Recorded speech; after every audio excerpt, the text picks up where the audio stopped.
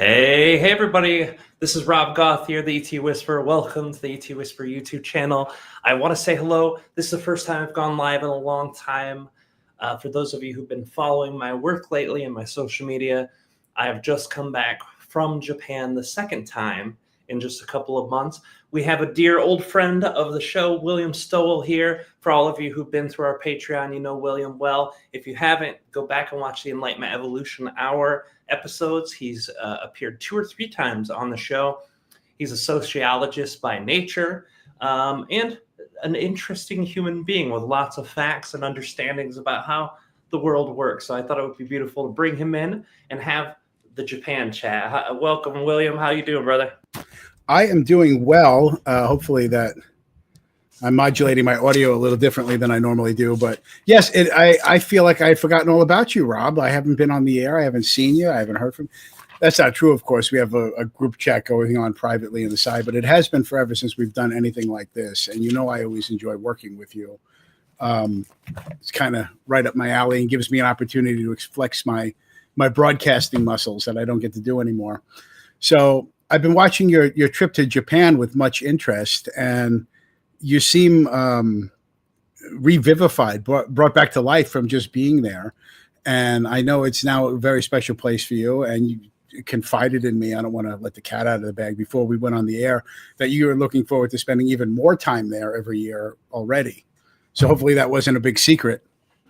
No, it's not too much of a secret. Japan has called to me and I've answered, and I do plan on spending a lot of time there. I'm working now with the Open Contact Academy Japan chapter, and they're planning to open up a chapter in the US, the UK, France, and a couple other places around the world. And that is something that myself and my buddy Tyler Ellison, who's also a channeler, we connected with a guy from Japan named Ginchu. And Ginchu worked with us online for a year and finally brought us to Japan this June. And the second to last day we were there, he connected us to a lady who's been running an Ascension Academy out of Japan for over 10 years, has like 300 students across the entire country, very successful academy. She did an interview with both of us on the second to last day we were there in Japan. And within 1 week, we already started planning our trip for May and June of this next coming year. And then together, we all created the Open Contact Academy, which is the heavy focus on contact for extraterrestrials and connecting that way. And then since then, we've already got something set up for November. We're starting to plan that right now. It's gone from like a very slow roll to a very fast-paced race, and Japan is definitely going to be in my life big time now, and I really love the place. Well, we're only going to be able to scratch the surface of everything going on. I have, and I know your setup there is a little weird, but I have a website that I wish to share with everybody to kind of set the scene for what we're going to be talking about. I sent it to you earlier. Are you still able to access that? Yeah, I can put it up on the screen for a second, but I got to jump out of my chair to do it. All right, it's going to be brief anyway. I just want to let people know that it exists. I found this. Some of you may know, or maybe if you're new, I worked for the government for many years between the Air Force and the VA and the Social Security Administration. And there are untold bureaucracies that exist. And one of them, this is a government agency, your U.S. tax dollars pay for this, the Japan-U.S. Friendship Commission. And it's a .gov website, and they do all sorts of things to facilitate U.S.-Japan friendship, presumably. But more than that, it's an exchange of culture and whatnot. The United States and Japan, we can't talk about it without the messy history of World War II. You know, it's obviously horrible. We detonated atomic bombs over there.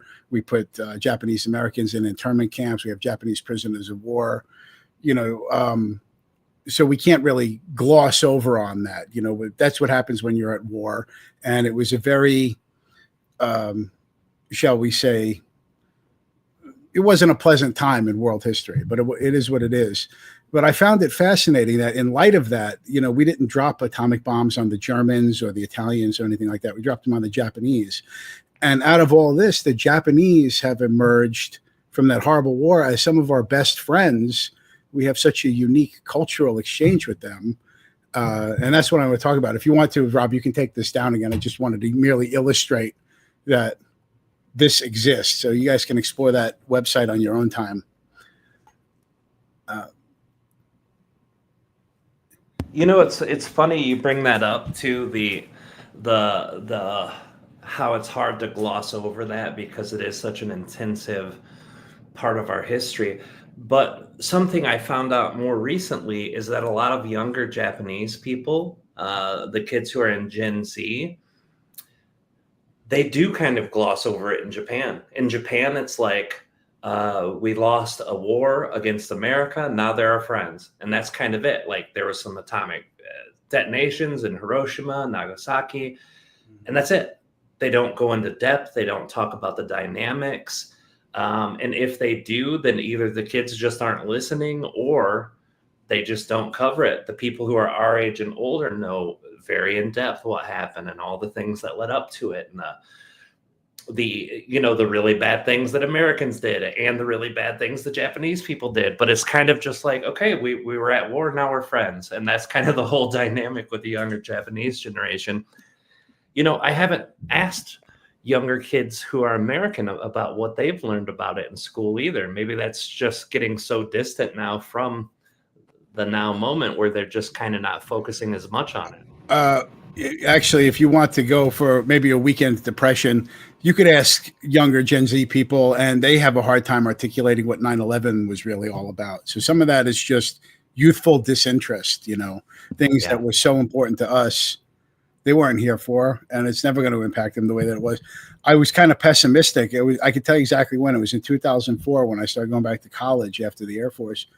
And I pessimistically told one of my professors, I'm like, in a few years, 9/11 is probably just going to be another mattress sale. And he's like, oh, no, it could never be like that. And I have since seen 9/11 mattress sales. I'm not even kidding. It hasn't got to the point where they've trivialized it totally yet. But sadly, I'm sure that's coming. If you weren't there, it just doesn't impact you. Like we weren't there for when Kennedy was shot. But this U.S.-Japan thing fascinates me, because we have a unique cultural exchange with them. I even put up my Godzilla magnet. I got this in a children's hospital in 1984. I had never even seen a Godzilla movie at the time, but it had it captured me, and I'm like, oh, this is really interesting. And of course, as you know, there's so much contributions they made. Nintendo. Japan ruled America in the 80s and 90s, and even today, arguably, with Nintendo. They imported all those video games. There's so many Japanese imports that I'm not even involved in, like Pokemon and all these other types of little niche things that I don't know about at my age group now. But Godzilla is definitely a big one. I don't know of any other countries out there. Like Godzilla is uniquely Japanese, and they made the film as a response to the atomic bombs being dropped. It was a coded way of talking about it because they couldn't discuss it in cinema at the time. And the United States, who's responsible for dropping those bombs, is also churning out endless Godzilla movies. It's the only instance I know of in modern society where two different cultures are making the same movies over and over like that, their own unique spin on it. And then, of course, anime, which when I was younger, they used to call it Japanimation. I don't know if you remember that before they started calling it anime. Now it was Japanimation. And some of the movies that have affected me the most have been from Studio Ghibli, the Japanese animation studio over there, run by Hayao Miyazaki. And any one of those films is great, by the way, guys. Spirited Away, Howl's Moving Castle, Princess Mononoke. I was recommending some of these to Rob. And so, as our government might be right this time, we have a unique U.S.-Japanese friendship that I'm not sure we share really with any other country in this way, that the cultural exchange is so even and balanced, because they get just as much from us as we do from them. Yeah, I have noticed that. And I know we have friendships with a lot of countries, European countries, things like that. But you're right, the effect that those things have on us definitely aren't there. And I want to say something too about, the Gen Z kids and kind of how far away the 9/11 aspect is. There are kids now who are making meme videos about 9/11. And I was like, I commented one time, I was like, it's good that you guys can laugh about it, but being there was very intense and very traumatic for everyone who lived through there. And there was a kid with genuine concern or genuine interest who's like, my parents have talked a little bit about it, but tell me your experience. And this is all through YouTube comments, and I shared, and he's like, that's crazy, man. I never assumed it would be that impactful. So yes, I think the history between Japan and us, the war itself, but Japanese culture also holds on to their history, not like America does. America is very dismissive of our history. In a lot of ways, politically minded people, in some ways, try to disassociate. You have Republicans who try to distance themselves from the negative parts of their history. Democrats and Republicans both do that, and then sometimes they even try to shift narratives inside of the history of what happened. But Japan holds on to theirs very dearly. It's one of the beautiful things that I really appreciate about their culture. I went last June into almost the northernmost prefecture in Japan, called Amari, and it's right below the main island in the north. And in that area, they have black bears. They also have apples. Apples is one of the big exports to the rest of Japan. So everything is covered in apples and black bears, and they sell it in the stores. They make ice cream out of apples, like legitimate apples being cut up and made into ice cream. So it's very It's like awesome. being in Appalachia. That's like being in Tennessee or out here in Virginia. Apples and black bears. It's very similar. It's amazing how they integrate it. The other thing, there's a special type of print in like the robes that they wear that was only done in Amari. The Jomon came mostly from Amari. So all of these things are literally integrated into stores, gas station, like any place you go that's kind of out in the country, they've got these different decorations from the type of print that they have. It's amazing. I really love that about Japan. Well, a couple other things. Talking about this cultural exchange, it's not all one-sided. They get a lot of things from us. They go crazy. I have been devouring. I found these online podcasts of the prisoner of war experience. It's how Germans experience being prisoner of wars in the United States. The Japanese, when we had them here as prisoners of war, the Italians. And I'm going through it all. And the Japanese experience as U.S. prisoners of war, it was so drastically different. The culture that they had at the time was one of scarcity and an ultra belief that suffering was noble. And then when they came over here, now I know there's World War II experts out there and there's people out there that have delved into this. I am a casual consumer of World War II history. I realized there were abuses on both sides, horrible abuses, but by and large, when Americans had prisoners of war over here, we treated them like royalty with, to the letter of the Geneva Convention card. I understand there's exceptions to all that, but they were so taken by the amount of abundance here. They thought we were fattening them up to do experiments on them and poison them. And they could not believe the sheer abundance that we had here in the United States. There was this other one, the Japanese military, their entire psyche was destroyed when they found out that the U.S. Navy had a refrigerated boat that cost the equivalent of $17 million today. And all it did was manufacture ice cream, like 10 gallons every 7 minutes, just so that the entire U.S. Navy and the guys in the war could have ice cream. And it blew their minds that we had an entire refrigerator. It could store 2,000 gallons of ice cream, make another 10 gallons every 7 minutes. And they're like, this is insane. They've got a hold of the manifest. They're like, well, clearly strawberry syrup is like medical supplies and chocolate. It must be ammunition. But no. And once it really sank into them, like, these people are so abundant that they can run ice cream. Like they realized that the war was lost, and it was so different from their culture at the time that they embraced scarcity as part of their nobility and duty to country. But after the POW experience, many of them took American ways back to Japan. And as you probably know, in the 80s, they were on track to own everything absolutely everything because they had embraced the American way more than we have at this point, quite frankly. Yeah, it is crazy how that's affected them in the long run too. Because I go to Japan now, and they're so far ahead of America in so many ways, and I think they might have recognition as a world leader. I mean, they already do. They're always considered in the top 5 countries, but I'm surprised that they haven't jumped out to like first or second place with a lot of the things that they do now. And they do have the old culture of taking care of your guest, of providing excellent service with high quality. I mean, all of those older Japanese rituals and a part of their society are there, but also they have the ability to mass produce and create these crazy things. It's like I walked through Tokyo last time in Shinagawa, going from my hotel, from the train station to the hotel, and I saw a four stories Wendy's in the middle of Japan, like 4 stories inside of a large high rise that was a Wendy's. And I watched this channel from a guy who's American who lives over there, who eats at these restaurants. And the food that they're serving over there is not what we eat over here. Like you go to McDonald's now, you can get sick. I mean, so many things are made with preservatives that are very bad for the body.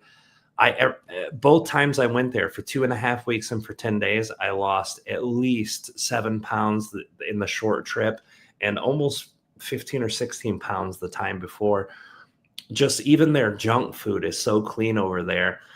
I mean, they are so far ahead of the curve with America on so many things. And I think a lot of that has to do with the way our society is right now, with all the political turmoil and all the people more worried about fighting with each other, the economy, because of all the money that got spent during COVID. I mean, all of these things really pushed us back quite a bit. And, I've been to the major cities recently to go through the airports to do.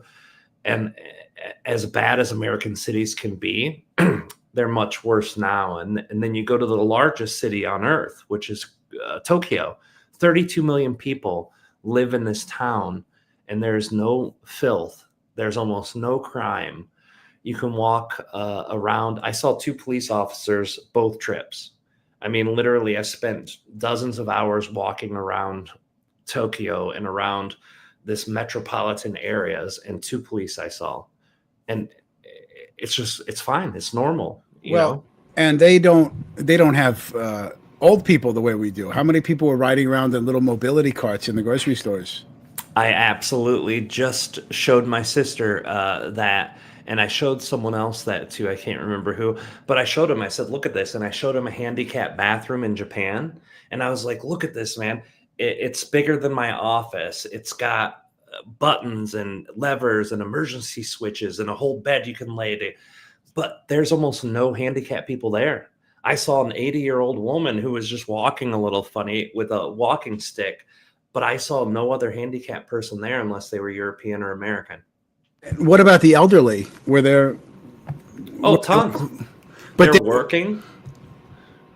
that's what I'm saying. Is they're not like our elderly. They're more functional and more active. They're Right. working, they're walking around, they're hiking down trail path. I would say probably 50%, 60% of the people I saw who were 60 years old plus were there on nature walks. They were doing the same thing I was, and I was struggling hard being overweight and 45 years old. And these people are just breezing through, walking around. And I know that the work ethic in Japan is really tough, and that's one of the downsides of Japan is like there's this mentality that if you're not working all you can do, then you're lazy. And in society, it's not abnormal for 10, 12-hour days, sometimes more. So there is this overworking ethic that can happen there. But also, because they're doing that, people are healthier. By the time they get into the older age, most of the people there were genuinely happy. A lot of the happiness I think I got was just from being a foreigner in some of these other places in Japan, a lot of the time people would ask me where I come from and talk to me about that because How did they know outside of you were a tourist? well, it was I was everywhere I went. I was the fattest guy everywhere, unless I bumped into an American or a UK person. I was definitely the fattest person. But obviously, they hear me speaking English to my friends and not a word of Japanese, so they know that I'm not local or hanging out there. I love how your answer was, is because I'm fat and I can't speak Japanese. You didn't say because I'm white and Well, that everyone's too, but Japanese. You're living in an entirely homogeneous society. But that's very true. But there are white people who've lived there for decades that they don't call them Japanese, but they call them like Japanese because they know the rituals, they know that. But very true. Me being a very tall white guy is probably a change in that too. But I noticed like outside of Tokyo and Osaka, and a little bit in Kobe, those are the only places I saw a bunch of foreigners. When I go up to Mount Fuji, especially in Almery, like everyone wanted to know where I'm from and talk to me, and Tyler. But just like most of the countryside of Japan, it's not very common to see foreigners there. And they're really excited that I, as a foreigner, chose to come to their part of Japan to visit instead of just what? We've lost you, Rob. You've frozen. Oh, please don't be gone.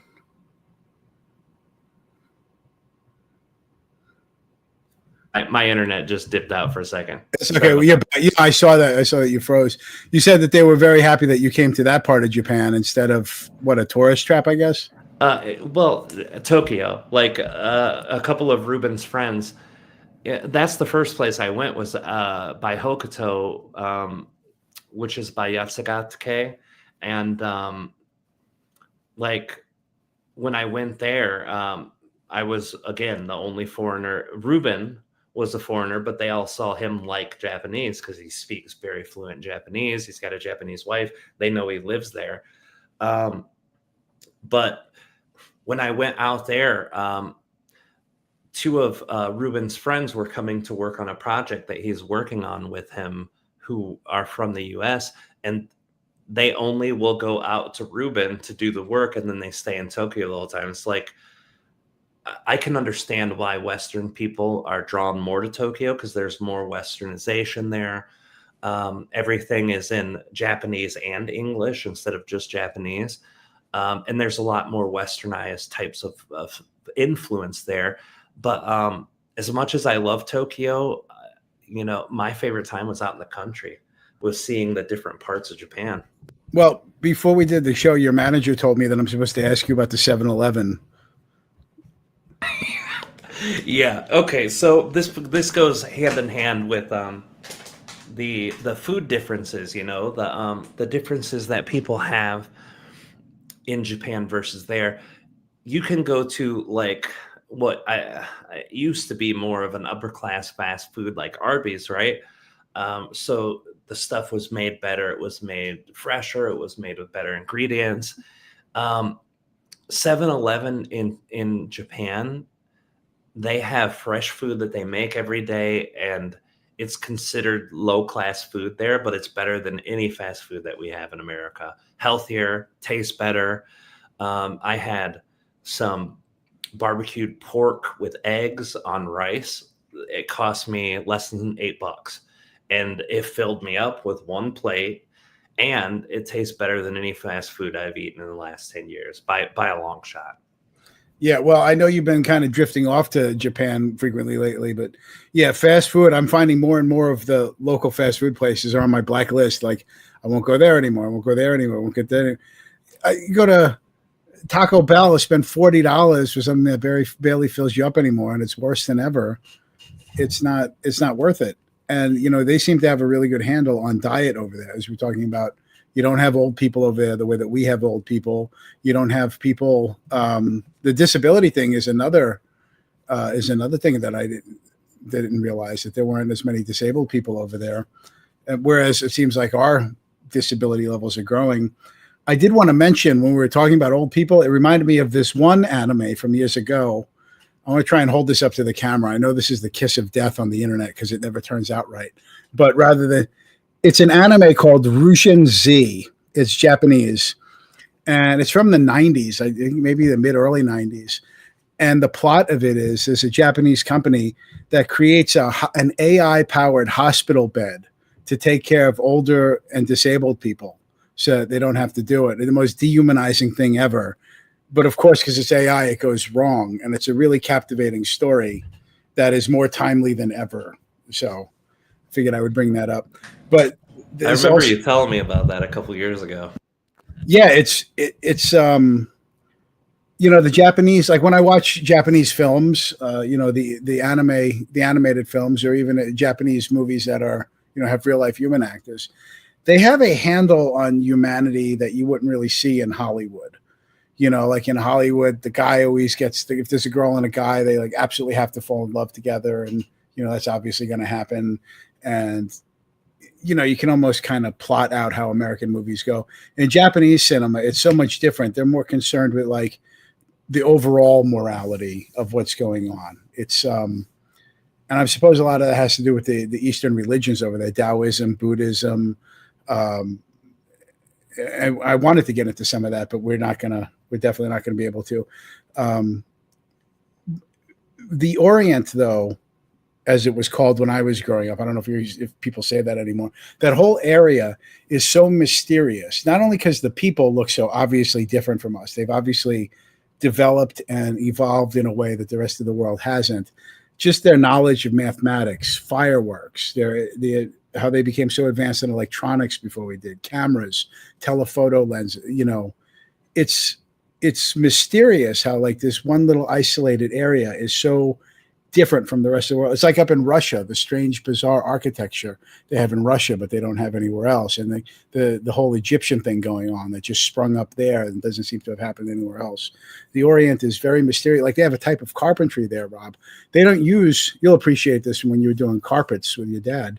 They don't use, in traditional Japanese carpentry, they're not using nails or screws. Everything is cut in such a way that it fits together and outlasts anything we've ever built here in the West. It's just an unbelievable culture, so very alien from our own.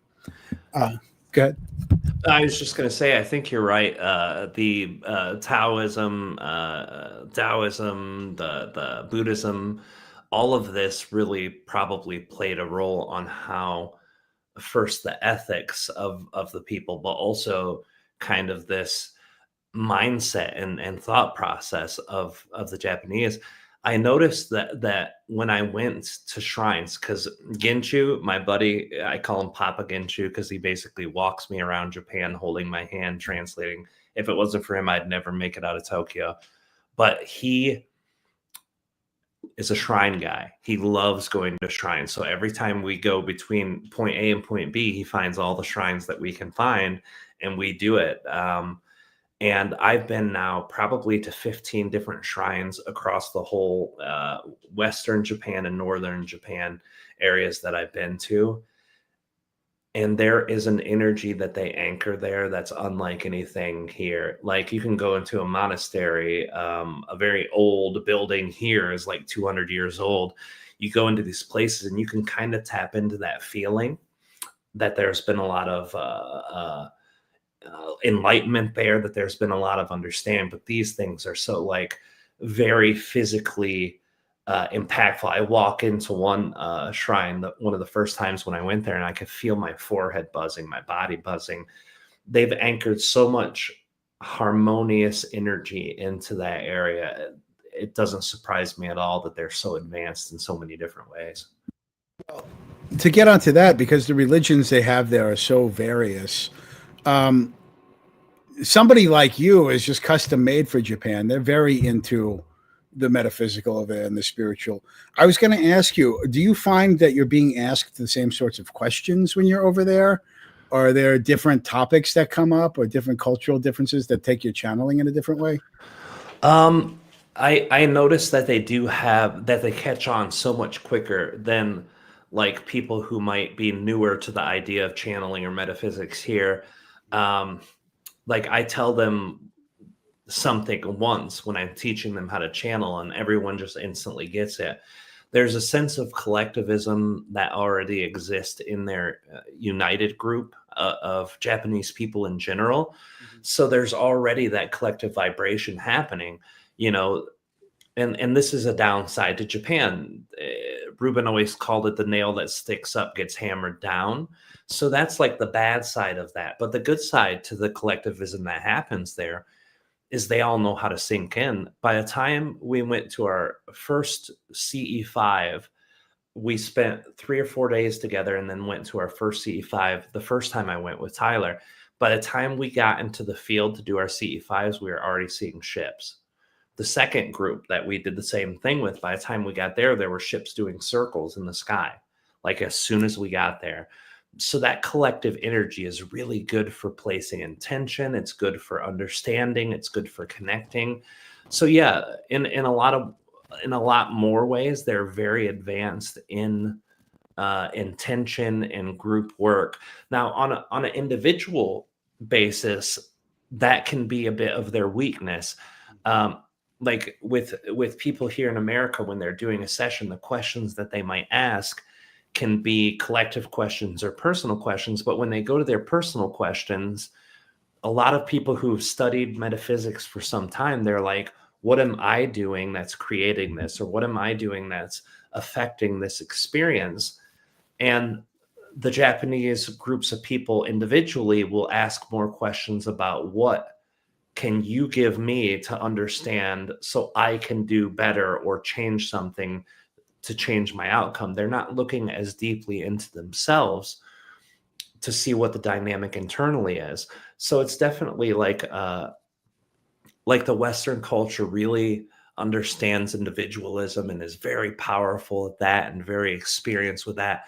While the Eastern is much less experienced, and then the Western people that I've dealt with really have a weak sense of collectivism, and the Japanese are super strong there. Well, what is the? This is would be interesting. What is the? Does the government have an official opinion over there on UFOs or anything like that? Does the? Because like over here, the quote unquote mainstream would not necessarily believe what you're doing. It's more accepted now than it ever was. But the way America's set up, you can go into your ET whispering niche and have an audience, and it'll seem like what you're doing is normal, but to the larger world, it might be kind of abnormal. What is the larger society like over there? I imagine that they're much more open to this kind of thing. And does the government ever mention anything about it? I'm not sure about the government. A lot of them who talk about UFOs and governments are talking about the U.S. government stuff, like the hearings that are happening now, and they really do look to America and the West kind of as far as like open contact goes, because over here in America we've got thousands of channelers who are channeling, and over there might be a couple hundred across the nation. I think overall, because I don't know what the government's doing, I think overall more people would be willing to accept channeling if they understood it, but also understanding it is not in the normal way of thinking or processing. So they do have a little reservation. And we talked about this too before, like the concern of cults that pop up over there because their collectivism is so strong that they can take a concept like channeling that's very empowering and individually creative and turn it into something where you now have people who are looking for an answer from the main person of the group or organization. So I think the bad experiences that they've had with cults over there make them probably more skeptical than even Americans. A lot of Americans look at channeling like, oh, that's dumb, or oh, they're faking it, or oh, they're mentally ill. Over there, it's just kind of like, this is a cult. If it's a large organized group, this could be a cult. But UFOs in general and contact like that, I think most of the Eastern world is much more open to that. I mean, you look at India and it's written throughout all their Vedic text and all of that. And even in Asia, UFOs are just understood like, hey, these are UFOs. It's not looked at with skepticism. But channeling, I'm not really sure. Daryl Anka, Lisa Royal Holt, they had very big followings in Japan in the 90s, all the way till now. But I don't even know if people understand that it's channeling. They understand that it's communication from ETs, but I don't think they look at it in the same way that we would look at it. Like this is something specialized that you have to learn how to do. They just look at it like these two people know a lot about these subjects, and they bring it through in a different way. Well, I mean, whatever packs the seats, I guess, and they seem to love you there from everything I've seen. Where's it going? So UFOs are kind of more culturally accepted. That's the thing. There's like you mentioned India earlier. If I were to go to a doctor here, which I don't know why I would, but if I did, and I said, hey, I've been leaving my body every night and I can see myself down in my bed and travel to other places that I think about, it would be like, okay, medication, schizophrenia. Depending on the doctor, you may be like, well, you're having out-of-body experiences, but that's not the norm. Whereas if I was in India and I told them I was having out-of-body experiences, they would probably ask me something like, well, have you been meditating a lot recently, or is fasting or something? There's a cultural framework where they understand it. So I guess that's what I was getting at for Japan. I'm hoping to get out there with you at some point. Let me see. How much time do we have left? I know you didn't want to run over because you have a... Yeah, we still got about 15 minutes left. Oh, how did we pull that off? Right? Well, I can't see anything from the audience. Does anybody have any questions? Because I could keep asking you about your experiences in Japan. Is there anything that you see there? I don't even know. I can't see. If they do write, I would be able to see. I haven't seen a written question yet. I might be on the wrong tab, but my computer is way far away from me now compared to what it was. So, well, hopefully we're still live on the internet. Yeah, it says we're live, so we should be. I trust it. Technology's never lied to us before. I think, if we have some time, then I can kind of go through a bit of a timeline then of what I've done there. And if you have any questions while I'm chatting, let me know. Yeah. What do they typically usher you around to do? What is a day in the Japanese life of the ET Whisperer? So the very first time I went there, everything was new. And that's the difference between the last visit and the first visit. The first visit was almost surreal. It was almost like I was in a dream. I had been very connected to Japan and Japanese culture for a long time. As a child, I always wanted to go there. And I had been invited several times, but circumstances never allowed me to go. There were some things preventing that I had to take care of later in life. But once I was able to go, it was like surreal. It was like a dream. And I had Tyler with me, and Tyler and I had been friends for a while. So it was very surreal and very different. This time going there, it was more of a learning experience. The magic was still there like the first time, but the shock of it all and the overwhelming feelings that I had there, those were separated quite a bit. And I was able to kind of integrate and understand and be in full learning mode. I've been trying to work on speaking more Japanese. So I was asking a lot of questions about the culture, about the areas. So it was a much different experience. But this trip, I came into Japan, it's a 14-hour flight to Japan from the Midwest, from Minneapolis. And we also lose 13 hours on the clock, because they're ahead of time. They're 13 hours in the future. So I lost the 14 hours in the air, the 13 off the clock. So I left at like 10 in the morning and didn't get there till almost 2 o'clock in the afternoon. I can't sleep on the airplane, so I'm always very tired by the time I get there. When I got off the plane, there's Ginchu waiting for me. Papa Ginchu was there to hold my hand. He took me to the rail system, and their commute systems over there are absolutely amazing. They literally have, the Swiss train person, you know what I mean? They're always on time. They're always moving correctly. And he knows the systems very well because he lives in Tokyo. He came and picked me up, and then we went to Shinagawa they had booked me a room over there at the Shinagawa Prince Hotel, which is amazing. And I stayed there. And the next day I woke up, I couldn't really do anything. I had a pretty easy time sleeping, but I was up and down all night because my body was still used to it being daytime and not nighttime.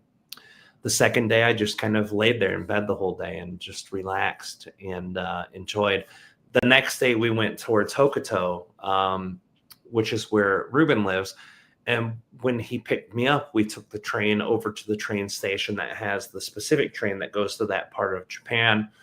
And we rode 2.5 hours to where Ruben is. And we got out there. Ruben picked us up. So the first thing we did was hit the temple, the shrine, which is a very small shrine. And we were able to drink. It was the best natural water spring I've ever had in my life. Maybe Mount Fuji last time was comparable, but it was amazing. It tastes good. It was very pure, volcanic area over there. So it was just really high quality water.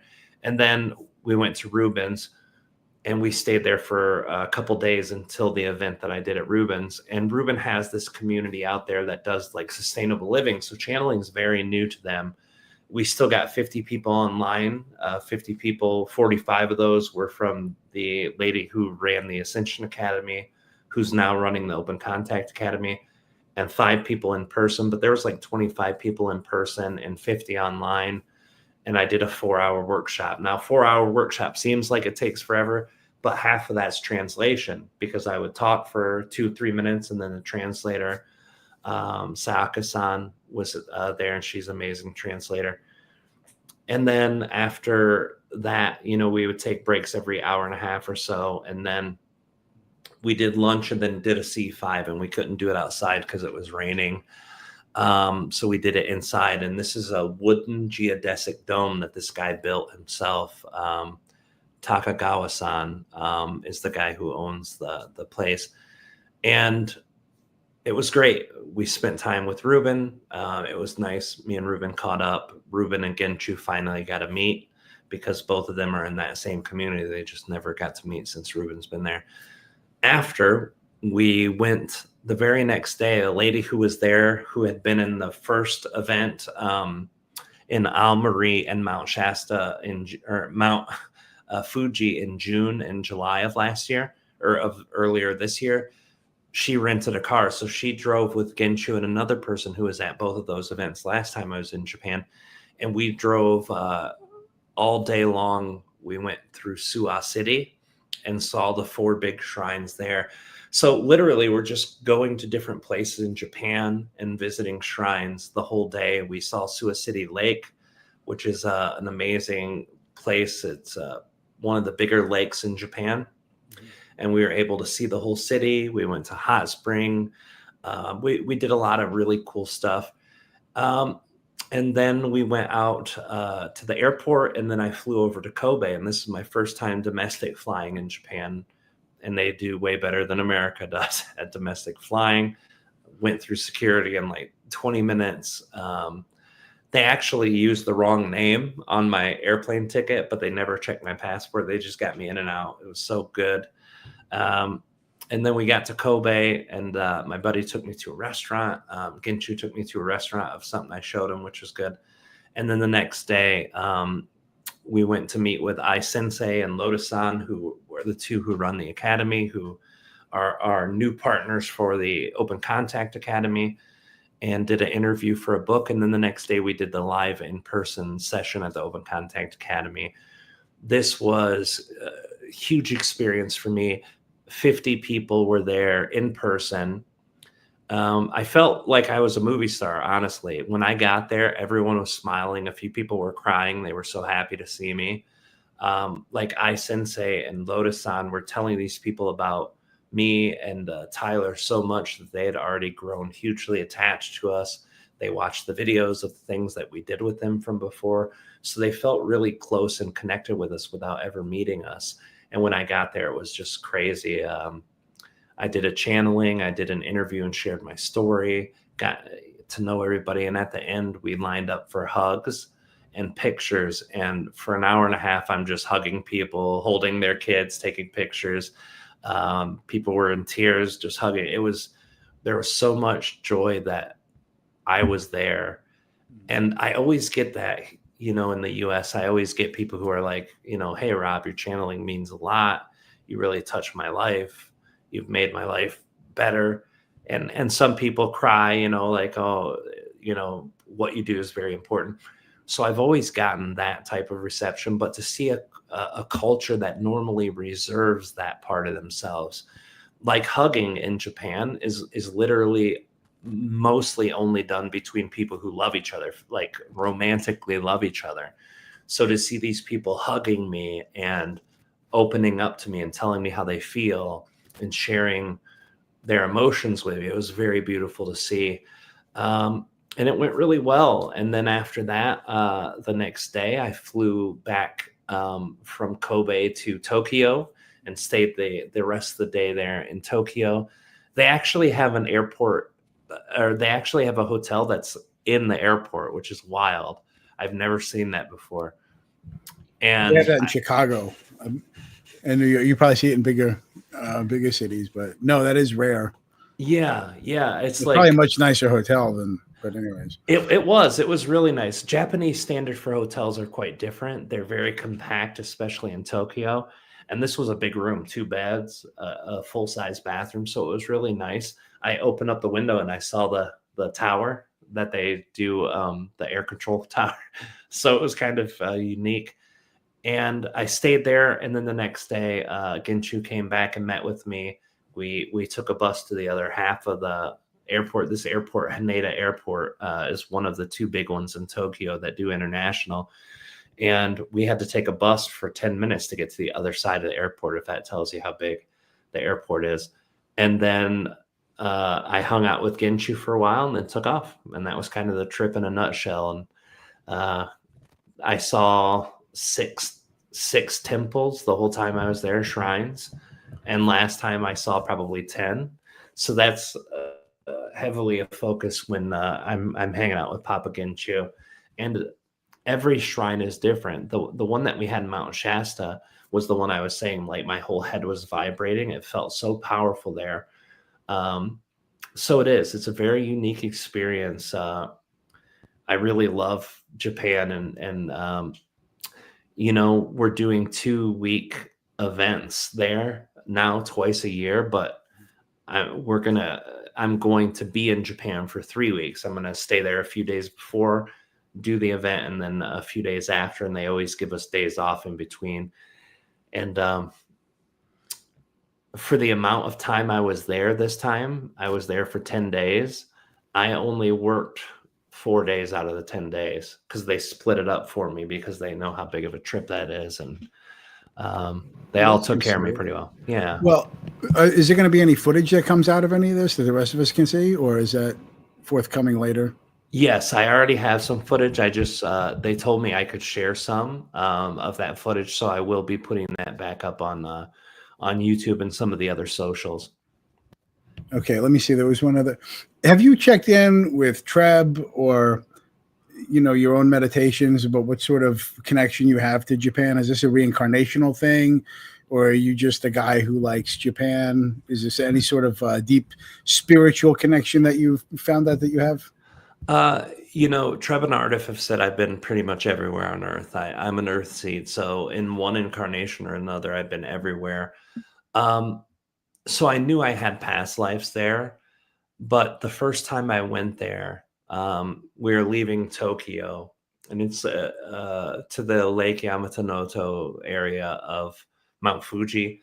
It's about a 2.5-hour train ride not on the bullet train, but the express train, which is the second fastest type of train. There's this gigantic corner that you come around on a forest, and it starts to go down the mountain. And right there on the top left, I could see Mount Fuji for the very first time. And this is the surreal moment, this was my first trip. And when I saw Mount Fuji, I almost lost my shit on the train. I was like trying not to just bawl my eyes out in front of all these people on a train. So yeah, as much as I knew that I had past lives there, they had to have been significant lives. And I haven't asked directly what those lives were about. Treb and Ardif don't give me information like they do others when they ask usually, but I should actually ask them because there is something very powerful there from a past life, and maybe even more than that. Right. That's how you know you get close to Trevor and Art if they stop answering your questions. Well, you know. Yeah, that's their answer. You know how to find the answer. It's like, Right. oh, very helpful. Thank you. Well, I mean, I hope to get out there. It hasn't been feasible, for me, as you know, because I haven't been doing a show. I got other things going on right now. But we do have some things coming up. I should be seeing you in 2 months. You're going to be coming to my neck of the woods in Appalachia. This is probably part of the show where if you wanted to plug anything coming up or tell people where to find you or where the ET Whisperer can be located in the coming weeks. Yeah, November 14, 15, 16, Princeton, West Virginia, the channel panel. Daryl Anka is going to be there, Wendy Kennedy, Jamie Price, myself, Pamela Erleon, a bunch of amazing presenters and channelers. Julia Cannon, who is Dolores Cannon's daughter, will be there. She's taken over her mom's QHHT work since her mom passed. So a lot of amazing presenters will be there. Tyler came in last minute. He came in because Ruben had to back out. Ruben's project is taking up a lot of his time, and he has a schedule he has to be done by, and coming to America for 10 days would mess his schedule up. So Tyler's going to be there. A lot of great channelers are going to be there. That's thechannelpanel.com. I'm going to be going back to Spain. I was back from Spain less than 2 weeks before I took off to Japan, and 5 days before I went to Spain, I had just got back from California and Mount Shasta. So a lot of traveling this year. I'm going to be going back to Spain in February. Announcements will be made for that. I'm going back to Japan late May, early June of next year, and November of next year. April and October will be the channel panels for next year. So keep an eye on the etwhisper.com, robgauthier.com, and follow my Facebook, not the ET Whisperer or Rob Gauthier Facebook. Yes, those are really good places to see about events. But if you want to check out personal life and events, the place I post most is my personal page, Rob Gauthier, on Facebook. And you can also check out the website. It'll tell you everything you need to know. Okay, yeah, that's going to be bringing us into 2026 somehow, some way. Unbelievable. I will be at the channel panel in Princeton. Valerie's going to be there and a couple other people. We're going to have some ET Whisperer merch and some channel panel merch. Really nice merch, too. It is going to be hoodie season. West Virginia is beautiful this time of year. Appalachia is entirely, but when we're down there during those dates, the leaves are going to be turning, the mountains are going to be sweet. And there's another place over there, Berkeley Springs, West Virginia. Remember, I showed you that has that cool castle? Yes. They do a metaphysical. Berkeley Springs is a very metaphysical town. So anybody who's coming, put Berkeley Springs on your little checklist to drive through, either on the way in or the way out. It's a very metaphysical town. I've been to metaphysical festivals there, and I'm going to try and talk Rob into going there at some point. I'm definitely going to go. West Virginia is one of my favorite places in all of Appalachia. It's beautiful. I love West Virginia. Plus, me being born there is like an extra bonus. I'm always called back to West Virginia. I know West Virginia gets a bad rap. It's got all kinds of hillbilly jokes and this, that, and the other thing. But it is beautiful. It's not very far from where I live here in Fincastle. The border is only about 45 minutes away from me. Yeah. And the Allegheny Highlands, the community college I went to when I was going to junior college is right out there by West Virginia. And whenever they do the graduation every year, they have bagpipers and everything. There's a very big Scottish influence in that part of the mountains. And they had come over, which is funny in and of itself, because when the continents split apart, they're actually part of the same mountain range. The Appalachian Mountains are the oldest mountain range on the planet, believe it or not. They used to once be taller than the Himalayan mountains or Himalayans. Yeah, I believe that. That's what I had heard too, is that Appalachia is the most ancient, and it has a lot of that energy. You got like Mothman and Dogman, and you have Sasquatch. You have all these different multi-dimensional types of beings that pop up right in the Blue Ridge Mountains, right, going right through Virginia and West Virginia. Yeah, I don't think people really understand just how mysterious it is out here and how beautiful. You got me talking about Appalachia now. You come down here, you get some apple cider.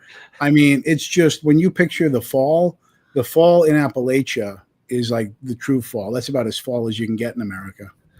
Yeah, yeah. I was fortunate enough to be in Asheville a few of those autumn times when I was doing the yearly workshop over there, and that's right towards the beginning of the or of the Blue Ridge Mountain area is right where Asheville is. So yeah, it's gorgeous. Right. Well, you know, I've got those mountains right in my backyard. Yes, I lucked sir. out. Oh man, I lucked out. All right. Well, I know you have to get set up for your next appointment tonight, and you're always perpetually running late, and I'm always perpetually holding you up. So maybe we could end this session. I want to talk to you a little bit about our, the things that you and I have going on coming up, and then I will send you all. Are we doing another public show tonight, or is this a private session or something? No, no. This is a session that's going to be further down the trough for coursework. Oh, okay. Yeah.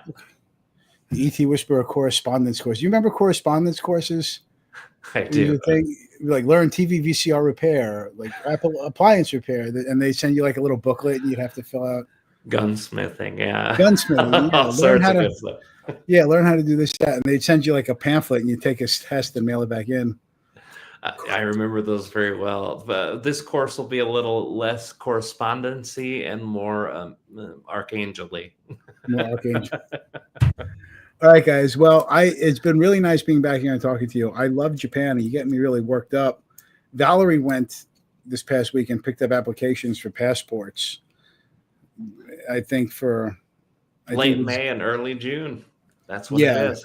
I mean, my passport long expired, but I think it's time. I think I had one from when I was 3 or 4 years old. My mom kept when we were going back and forth to Germany when my dad was in the military. But yeah, I needed a new one too. It's surprisingly quick if you expedite it. I think I got mine in less than 2 weeks. Well, I had a passport in the 90s. I never needed one when I was in the military. And I can't find my one from the 90s. So technically I have lost it. And now there's a whole government form to fill out my lost passport form, even though it's from like 35 years ago now. So hopefully that goes smoothly.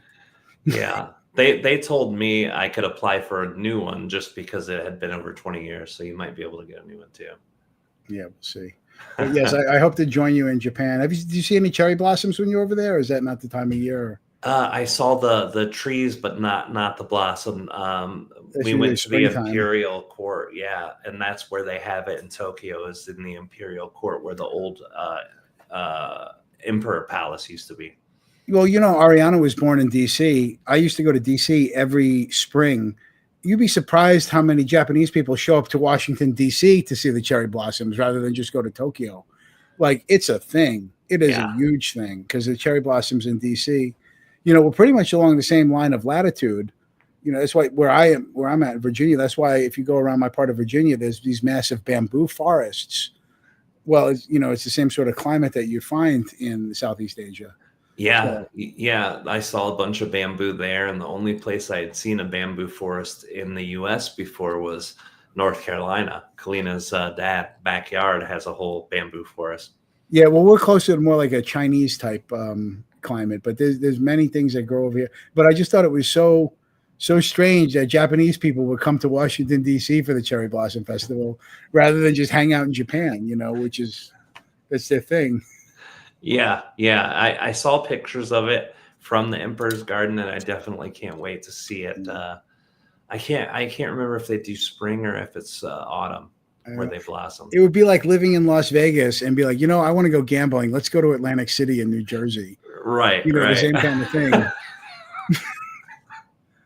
But, well, it's always good talking to you, Rob. I do miss our little online chats. It's maybe we could do some more of these things. I know we got a few other things in the can that'll be coming out with me, you, and Ian. And now that he's back from Walt Disney World, I'm going to put a flame under him to get moving on more ET Whisperer projects. I love it. I love the idea, brother. And I thank you for coming on and sharing your expertise with us and your excitement and love. And thank you, brother. I appreciate you. Right. And don't forget, guys, the Japan-U.S. Friendship Commission. If you want to explore a government website about Japan, that's the one to do it. I'm gonna have to check that out because I didn't even know that was a thing until today. Yeah, well, that's back from my political days. I was looking at all the bureaucracies that the government has, and it's like, my God, what are all these? This is probably the most innocuous one. This is probably one of the ones that's like the most pleasant out of all the places our tax dollars go. So Worth of some value then, right? mhm. All right, my man. I will see you. I'm glad we had this little chat. I hope it was informative for the people out there. You really are a cultural ambassador. I don't want to be too corny or cheesy about it, but we talked about cultural exchange a lot, the special relationship Japan and the U.S. has. You've taught me some new things about Japan, and you're bringing your message, your personal ET whispering message, and the message of America to some new Japanese friends. It's really exciting stuff. That's what this world travel globalism should be all about. It's like when we were younger, we have to have pen pals, and now it's like you can dip into their culture in a way you never could have when we were younger. That's very true. It's been fascinating. My time in Spain and Japan, I've gotten into some very deep topics about American lifestyle and the things that are normal here that they just are like, wow, I never understood why Americans did this and that. And then I would share with them and they're like, oh, okay, that makes sense. You let them in. We don't understand why we do it half the time either. we just do it. It's always been done this way. Yeah, I think guns was the thing that kept coming up the most, gun, because I told them, hey, I moved out of my neighborhood. There was a shooting.